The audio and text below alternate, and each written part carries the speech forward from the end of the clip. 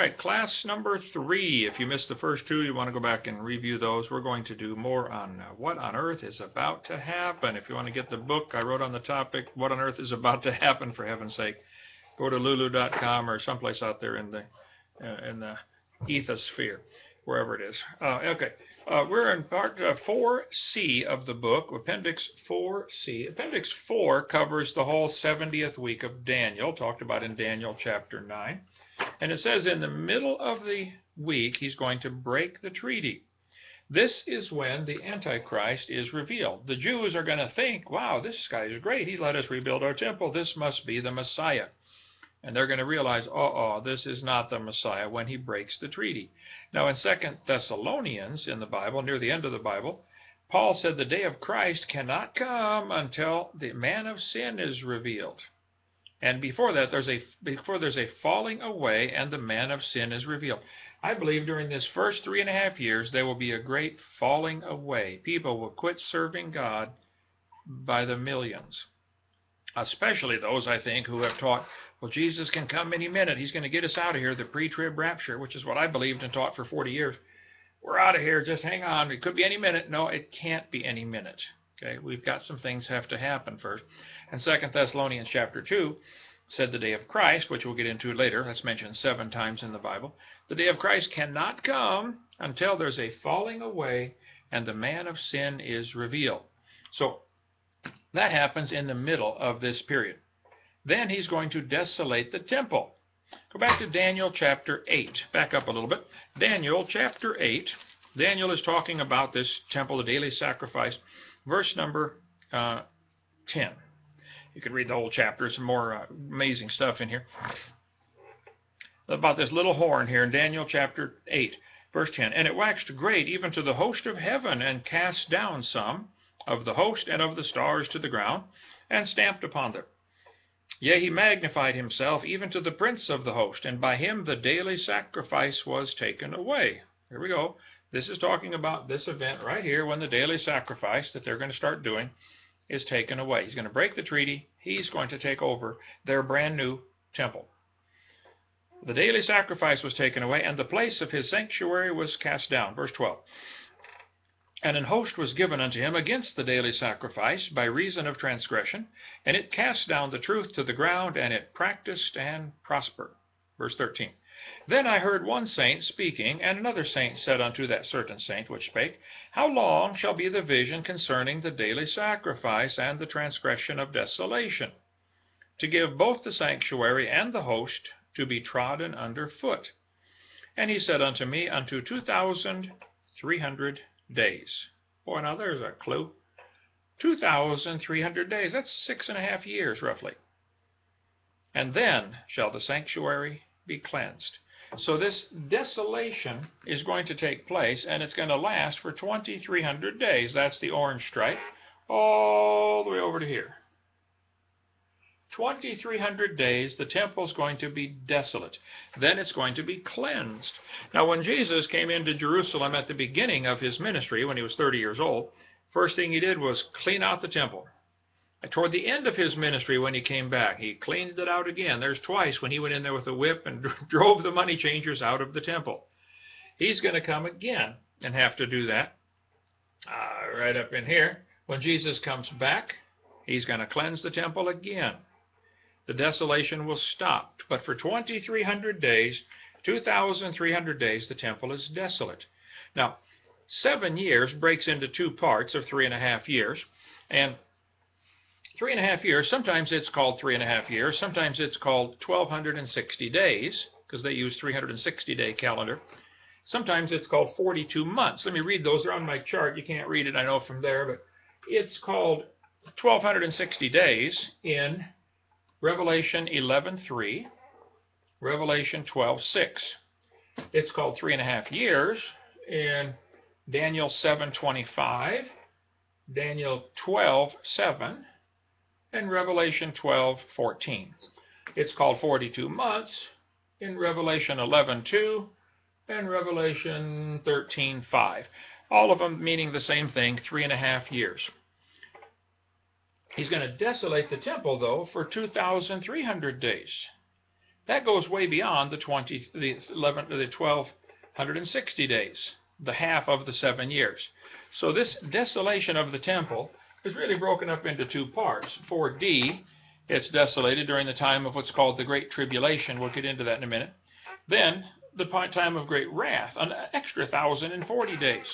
Now, some people say this desolation of the temple was already fulfilled when Antiochus Epiphanes came in and desolated the temple. I cover that in part 4C of my book, starting on page 132, or 133. Some people say Antiochus came in and he was a Syrian. He was, I think, the 8th ruler out of 26 in a row, rulers of Syria, or Assyria, up there today, the country of Syria or Turkey, Armenia, that region north and east of Israel. It is true. In about 165 BC, 165 years before Christ, this guy named Antiochus was down fighting in Egypt. On the way back home, he stopped in Jerusalem and desolated the temple, set up an image of himself or an image of Jupiter or somebody. Put it into the Jews, thou shalt not make unto thee any graven image. Putting an image in their temple, that's the ultimate that's the ultimate insult. So it is true. Some guy named Antiochus Epiphanes set up an image in the temple and desolated the temple. I think he sacrificed a pig on the altar or something like that. Doesn't matter for now. And so they'll say, well, this prophecy of Daniel has already been fulfilled. No, no, no. This was a foreshadowing, a type, a symbol of what's going to come. But here's 8 reasons in my book, page 133 and 134, why Antiochus cannot be the fulfillment of the prophecy of Daniel. Number 1, the desolation of Antiochus lasted 3 years, 1,095 days. If you read the 1st and 2nd Maccabees, found in the Catholic Bible, called the Apocryphal books, very interesting stories, historical interesting stories, but not part of Scripture. In about 195, 165, I don't remember, it doesn't matter, before Christ, 150 years before Christ, the Maccabee family cleaned house and got the temple back. And they cleaned the temple out. The temple had been desolated for about 3 years. Well, Daniel said it's going to be desolate for 2,300 days. Antiochus only desolated it for 1,095 days. And this is the story where they only had enough oil to burn for 1 day, and it miraculously burned for 10 days. And so the Jews started their festival of lights, based on this amazing miracle where their oil, their 1 day supply, lasted for 10 days. That's another story. But that's found in what's called the Apocryphal books, the books 1st and 2nd Maccabees, about the Maccabee family cleaning house after Antiochus had desolated their temple. It's true the temple was desolated. Later it was completely destroyed by the Roman Emperor Titus. So the desolation of Antiochus lasted 1,095 days. Antichrist will desolate the temple for 2,300 days. So Antiochus did not fulfill the prophecy.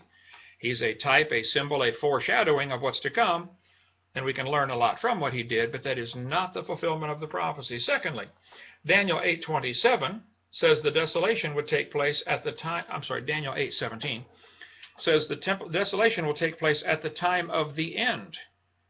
165 BC was not the time of the end. This is the time of the end. We're getting very close. Thirdly, Daniel 8:10 says the little horn who desolates the temple will cast down some of the host and of the stars to the ground. Antiochus couldn't get up to the stars to do anything with them. He did not fulfill this prophecy. This is going to be Antichrist, Satan in the flesh. Fourth reason, the Apostle John in the book of Revelation writes that the desolation will happen in the future. Well, if John in the book of Revelation chapter 1 verse 19 talks about hereafter, if John is talking about something coming in the future, he's not talking about the desolation by Antiochus 200 years earlier. No, this is Antiochus did not fulfill this prophecy. Fifth reason, in Daniel 8:25 it says, he shall stand up against the prince of princes.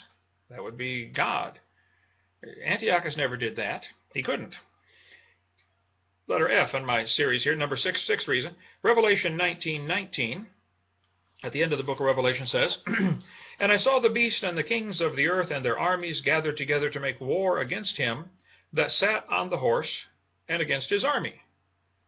Well, that's Jesus Christ sitting on the horse. Antiochus never did that. Seventh reason, Daniel 8:25 says, he shall be broken without hand. Antiochus died a natural death back in Babylon. Paul said the Lord himself will destroy the wicked one.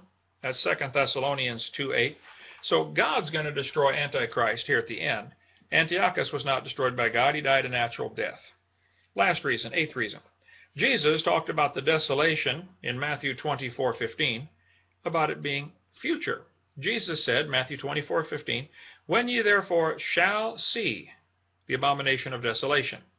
So if Jesus is talking about it as future, he's not talking about what happened 165 years before Christ. So there are those Bible teachers who teach, oh, this desolation of the temple already took place in 165 BC with Antiochus. I'm sorry, that is wrong. Read the Bible carefully, and don't believe anything anybody says if it contradicts Scripture, especially what I say. Don't believe it if it contradicts Scripture. I want so badly to be right and to say, God, show me from your word.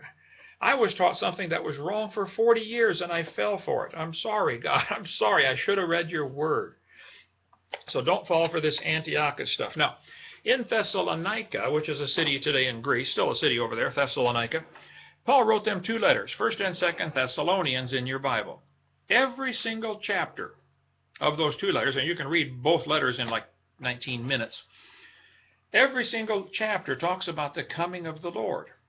And in 2 Thessalonians chapter 2, first couple verses, he said the day of Christ cannot come, which is the rapture we'll get into, until there's been a falling away and the man of sin is revealed.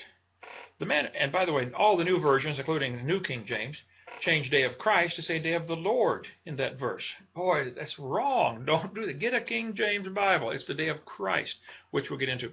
But the day of Christ cannot come until there's a falling away and the man of sin is revealed. There's going to come a time when people are going to fall away and quit serving God, bunches of them. I want you to go back now to Daniel chapter 7, a prophecy we skipped. In my chart at the end of the book, we have the parallel passages marked off, Matthew, Mark, Luke, and John, color-coded. I think they changed the color for the second edition, doesn't matter, because the red's kind of hard to read through. But before that, there's also several more columns from the book of Daniel. Daniel chapter 7, Daniel chapter 8, Daniel chapter 9, 11, and 12, color-coded based on the timeline of what on earth is about to happen. And this, sorry for my poor visuals here, this timeline covers the same thing up on the board, this timeline right here. So, in Daniel chapter 7, verse number 2, we'll take up right there. Daniel spake and said, I saw in my vision by night, and behold, the 4 winds of heaven strove upon the great sea. I think most Bible scholars agree that this great sea represents the sea of humanity.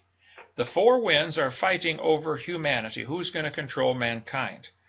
I don't see any reason to disagree with that. I think that's probably true. Anyway, verse number 3. And 4 great beasts came up from the sea, diverse one from another. The first was like a lion, and had eagle's wings.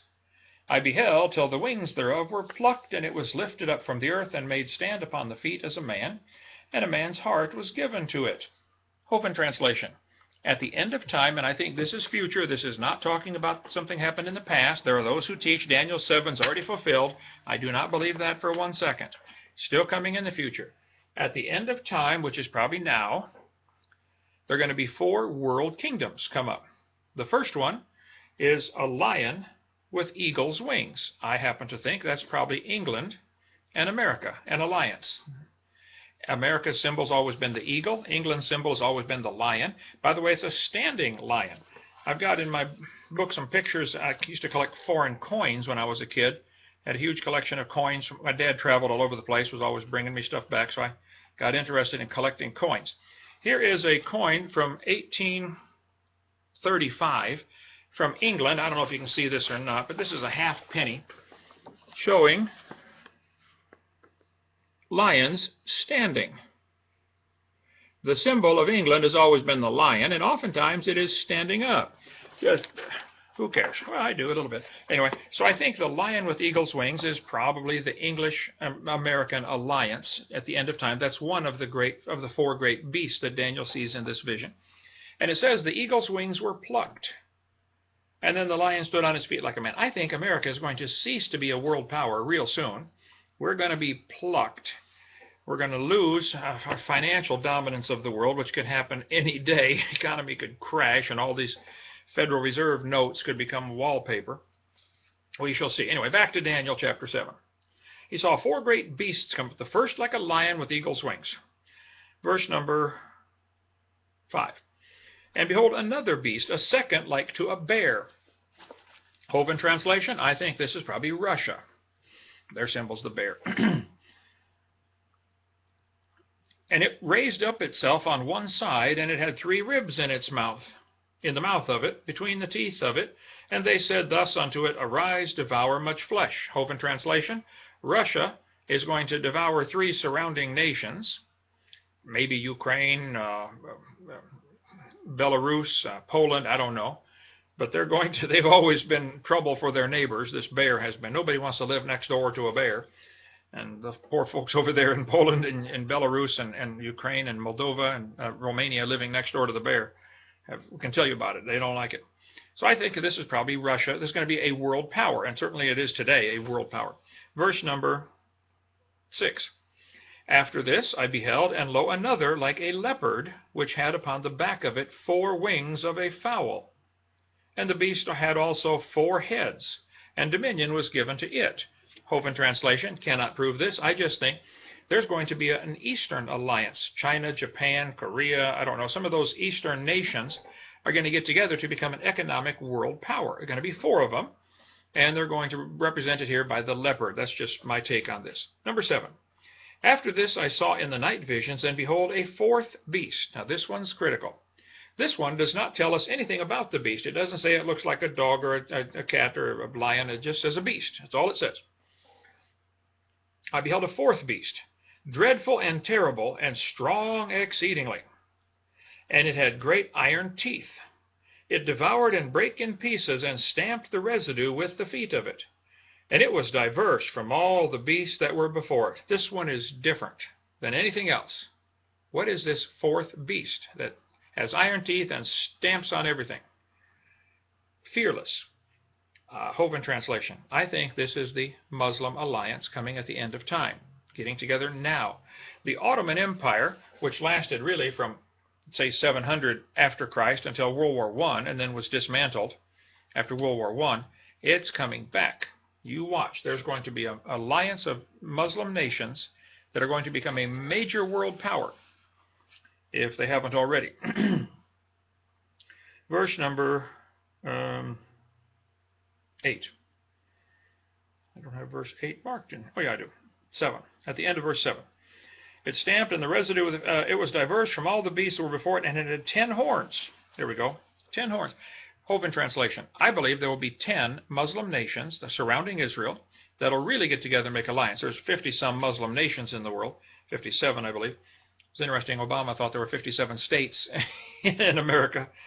I think we know where his heart is. Okay. But going to be 10, I think there'll be 10 countries that surround Israel that are going to get together and make a special treaty. Verse number 8. And I considered the horns, and behold, there came up among them another little horn. Now, the little horn is critical. You're going to see him, this little horn, mentioned again in this section, and this section, and this section, and this section, and this section. This little horn ties all through. This is Antichrist. I think he's going to come. He's going to be one of the rulers of one of the Muslim nations is going to become the Antichrist. It says, before whom there were 3 of the first horns plucked up by the roots. Hovind translation. Some leader, maybe some leader in Syria, a leader of ISIS or something, I don't know, we will see. He's going to rise to power, completely dominate 3 other Muslim countries. Maybe Syria is going to conquer Lebanon and Jordan, and we'll see, I don't know. But he's going to conquer 3. Before whom there were 3 of the first horns plucked up by the roots, and behold, in this horn were eyes like the eyes of a man, and a mouth speaking great things. Verse number 9. Daniel chapter 7, verse 9. I beheld till the thrones were cast down, and the Ancient of Days did sit, that would be God himself, whose garment was white as snow, and the hair of his head like the pure wool. His throne was like the fiery flame, and his wheels as burning fire. A fiery stream issued and came forth from before him. Thousands ministered unto him, and 10,000 times 10,000 stood before him. Whoa, whoa, whoa. That verse is going to come up again. 10,000 times 10,000. That's 100 million. Let's take a little detour here to see a few sites, and we'll come back to Daniel chapter 7. But go to Revelation, the last book of the Bible. Revelation chapter 5. Revelation chapter 5, way at the back here, since this is an informal Bible study. Revelation chapter 5 and verse number 11. And I beheld, and I heard the voice of many angels round about the throne, and the beasts and the elders, and the number of them was 10,000 times 10,000, and thousands of thousands. 100 million people apparently are going to be martyred, killed for their Lord, probably by beheading. We'll get into that when we get to Revelation, probably in about 10 years at the rate we're going here. I'm hurrying. Okay, back to Daniel chapter 7. So there's 10,000 times 10,000, which would be 100 million for you math-challenged folks, stood before him. Daniel chapter 7 and verse number 11. Oh, verse 7 at the end, 10 at the end. And the books were opened. I'm sorry, they stood before him, and judgment was set, and the books were opened. This is the final judgment talked about again in Revelation chapter 20. The books are going to be opened, and every word you've ever spoken, every thought you ever thunk, and everything you ever did is going to be brought up again at the great white throne judgment, which is also down here on this chart, but the great white throne judgment, we're all going to be there. So the books were opened. Verse number 11. I beheld then, because of the voice of the great words which the horn spake, I beheld even till the beast was slain, and his body destroyed and given to the burning flame. As concerning the rest of the beasts, they had their dominion taken away, yet their lives were prolonged for a season in time. And I saw in the night visions, and behold, one like the Son of Man came with the clouds. Coming in the clouds. We will see that again many times as we study things about the future. When Jesus was taken up in Acts chapter 1, he went up in a cloud. A couple of angels came down. The disciples are gawking up at him. Whoa, there he went. And the angels say, hey, he's coming again in like manner. He's coming back in the clouds. Matthew 24, verse 29 or 30 talks about him coming in the clouds. Mark 13, Luke 21, 1 Thessalonians chapter 4. He's coming in the clouds. Jesus is coming in the clouds to call up his bride. Then he's coming back all the way to the Mount of Olives. That time he'll touch down. So back to Daniel chapter 7. I saw the Son of Man, verse 13, coming in the clouds, and came to the Ancient of Days, and they brought him near before him. And there was given him dominion and glory and a kingdom, that all people, nations, and languages should serve him. His dominion is an everlasting dominion which shall not pass away, and his kingdom that which shall not be destroyed. So here's the big picture. God says to Daniel in Daniel chapter 7, there's going to be 4 great beasts striving on the great sea. 4 people, 4 groups, political entities, trying to control humanity. They're going to fight, and one of those beasts is not given a particular kind of beast that it is, but it says it's a powerful beast that has iron teeth and stomps on everything. And a horn's going to rise up and become dominant over 3 out of the 10. And that's when the Ancient of Days comes and sets up his kingdom. So then Daniel is curious, hey, tell me more about this 4th beast. Daniel chapter 7, verse number 15. I, Daniel, was grieved in my spirit, in the midst of my body, and the visions of my head troubled me. I came near unto one of them that stood by, and asked him the truth of all this. So he told me, and made me know the interpretation of things. Verse 17. These great beasts, which are 4 kings, which shall arise out of the earth. This is still future. But the saints of the Most High shall take the kingdom and possess the kingdom forever and ever. Now, on my chart, we have it color-coded. The purple is part 5, the kingdom of the Lord on earth. Okay? So that's the purple on this. I think Randall changed the color code, but that's fine. So the purple is the kingdom, and the red is the great beast, the fourth beast, the four beasts. So we got red and purple. The Antichrist is going to come, set up his kingdom, and then the Lord's going to set up his kingdom. Sounds simple, but when we read the next few verses, we find out there's a gap in between. This yellow part's going to come in. Yellow on this chart represents 4D, the time of great tribulation, coming soon. So look at Daniel chapter 9 and verse number 19. Then I would know the truth of the fourth beast, which was diverse from all the others, exceeding dreadful, whose teeth were of iron, and his nails of brass, which devoured, brake in pieces, and stamped the residue with his feet. I was reading Daniel 7 over and over and over while I was in federal prison in South Carolina, trying to understand what is going on here, because it finally dawned on me. Daniel 7 is telling the same story 4 different times, adding new details each time. It's like a paint job, and I give the illustration in my book. When you do a paint job on a car, you do a light coat, and then you go back, do another coat, and then do another coat. I remember I was out witnessing one time, and this guy had his Model T in his garage, and he was real proud of it. He said, that's got 19 coats of hand-polished lacquer on it. 19 coats of paint. And it gives it kind of a depth. You can almost see through it. It's weird, three-dimensional. Well, I think Daniel 7 is giving us 4 coats of paint, 4 passes over the same events, adding new details each time. So I have them lined up. Daniel chapter 7, verse 2 through 14 is the first column, the first coat of paint. He goes back and gives a very brief explanation here in Daniel 7, 15 to 18. There's going to be 4 beasts, and then the Lord's going to set up his kingdom. Then in verse 19 through 22, there's 4 beasts, going to set up the kingdom, but in between he inserts, oh, by the way, the saints are going to get beat up. Whoa, now that's something being added in here, mixed into this. That's the metallic flecks added into this coat of paint, the 3rd level. So let's look at Daniel 7, verse 19. Then I would know the truth of the 4th beast, which was diverse from all the others, exceeding dreadful, whose teeth were of iron, and his nails of brass, which devoured, brake in pieces, and stamped the residue with his feet, and of the 10 horns which were in his head, and of the other which came up, and before whom 3 fell, even of that horn that had eyes and a mouth that spake very great things, and whose look was more stout than his fellows. Verse 21. And I beheld, and the same horn made war with the saints, and prevailed against them. Now, wait a minute, I thought the Lord set up his kingdom. Well, he does, after this beast prevails against the saints. The yellow being added in. The yellow on the chart is 4D, right here, the time of tribulation. This is when it began to dawn on me, we're here for the tribulation. And with lots more evidence coming later on that. Verse number 22, Daniel 7:22. Until the Ancient of Days came, and judgment was given to the saints of the Most High, and the time came that the saints possessed the kingdom. Well, back here in verse 15 to 18, we got the beast, the 4th beast, and then the saints possess the kingdom.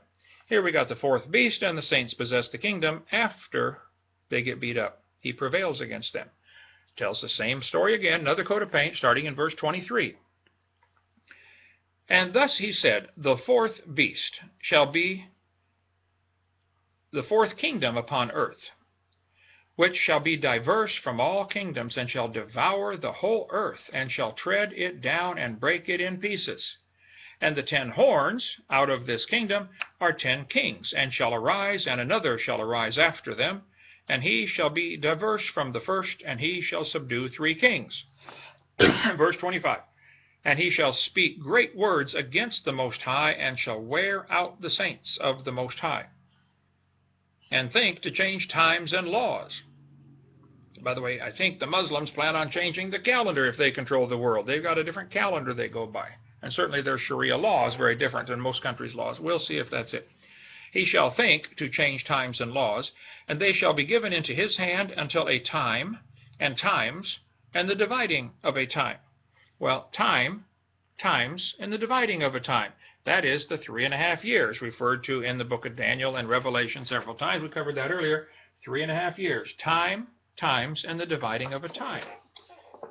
Time being a year, times being 2 more, and the dividing of a time, half, so 3.5 years. So the saints are going to be given into his hand to be persecuted for 3.5 years. Verse 26, Daniel 7:26. But the judgment shall sit, and they shall take away his dominion, to consume and to destroy it unto the end. So Antichrist has got his plans. He's going to beat up the saints, but God's going to come set up his kingdom anyway. He doesn't care what Satan is doing. He's not scared of him at all. Verse 27. And the kingdom and dominion and the greatness of the kingdom under the whole heaven shall be given to the people of the saints of the Most High. I thought they already had it. Back here from verse 22. Yeah, he's telling another coat of paint. There's 4 coats of paint in the book of Daniel chapter 7. Tells the story, tells it again, adds a few details, tells it again, hoping we will eventually get the message. 4th beast destroys, hurts, harms the saints, beats them up. God sets up his kingdom, and the saints possess the kingdom. We're going to get to rule and reign with Christ for 1,000 years, especially those who are martyred. Revelation 20. He saw those that were beheaded for the witness of Christ, and they ruled and reigned with Christ for the 1,000 years. So here we are back in Daniel. He's starting to tell us the story about what's going to happen in the future. Verse 27. And the kingdom and dominion and the greatness of the kingdom under the whole heaven shall be given to the people of the saints of the Most High, whose kingdom is an everlasting kingdom, and all dominion shall serve and obey him. Hitherto is the end of the matter. As for me, Daniel, my cogitations much troubled me, and my countenance changed in me, but I kept the matter in my heart. Daniel 7 is telling us there's going to come a time when these 4 beasts fight. One of them is going to rise to prominence out of the 4, probably let's assume it is the Muslim Empire. They're going to persecute the saints, and then God's going to come set up his kingdom. I think it ties back to Daniel chapter 2. There's going to be 10 kings. These 10 toes, iron and clay, will not mix. During the time of these kings, the stone cut out of the mountain without hands is going to smite the image on the feet, crumble the whole thing, and the stone grows to become a great mountain, and that's the kingdom of God. So we got the same story told over and over again in symbolism. There's going to be a world empire. They're going to desolate the temple. During the time of desolation and before, many are going to fall away and quit serving God. Jesus said in Luke 18, telling the story about the unjust judge and the widow, in verse 8, Luke 18:8, Jesus said, just throws in a little sentence, a question that's never answered. Most of Jesus' questions are never answered in the Bible. Jesus said, when the Son of Man shall come, shall he find faith on the earth? When Jesus comes back, is there going to be anybody left alive serving him? I think most are going to fall away or get discouraged and quit or be killed. I hate to say this, but I think the rapture is going to be a kind of a non-event. There won't be too many going up. I think if you're going to be faithful, you're probably going to have to take a stand and be killed, probably by beheading. We shall see. So 2 Thessalonians said the day of Christ cannot come, 2 Thessalonians chapter 2, until there's a falling away and the Antichrist is revealed, the son of perdition. We're going to get to see the temple rebuilt. We're going to get to see the Antichrist desolate that temple. And that's when the Jews are going to realize, whoa, this is not the Messiah that we thought he was. And Christians ought to be wise as serpents and harmless as doves and be smarter than children of this world and say, wow, we can see what's coming. Let's get ready for it. We covered that in part 7 of the book. What on earth should we do about it? So the stuff I have written in my chart, which you cannot read from there, sorry about that, we'll get better visuals. This is the time of the great falling away, 2 Thessalonians 2, 1 through 3. This is the time when the saints are worn out by the Antichrist, mentioned, or they're overcome, or they're prevailed against. Daniel 7:21, Daniel 7:25, Revelation 13:7, Daniel 11, 32 to 35 talks about the same thing. In my chart, we have not only Daniel 7, but 2 columns from Daniel 8, giving the same sequence, Daniel 9, Daniel 11, and Daniel 12. So you can get the book and look at that to see if you come up to the same conclusion. I can't make it fit any other way, folks. We're here for the tribulation. We're not here when the wrath of God falls. We'll get into that later in another broadcast. But buckle your seatbelts. It's going to get rough. And I think especially those who are thinking, well, nothing bad's going to happen to me. Something good is about to happen to you. They're really going to fall away when their world falls apart. And if your security in the Lord is based upon your security in this world, having enough money to pay your bills and food on the table, you're going to lose it all. You're going to lose your faith in God when you lose the comforts of this world. Wait till you go to prison and have to live out of a shoebox for 9 years, like I just did. You'll say, man, all these things in the world, they just really don't matter. None of this, it's all going to burn. It's all going to burn. What on earth are you doing of eternal value with your life? We'll take up more in the next broadcast one of these days, but Daniel chapter 7 would be a critical one to study. Daniel 8, 9, 10, 11, and 12. And we'll get into more on what happens during this time of great tribulation. Part 4D of the book, What on Earth is About to Happen, for heaven's sake. I apologize, I'm not getting to questions. I'm going as fast as I can go. We'll get to them eventually, as soon as we can. Thank you for joining us.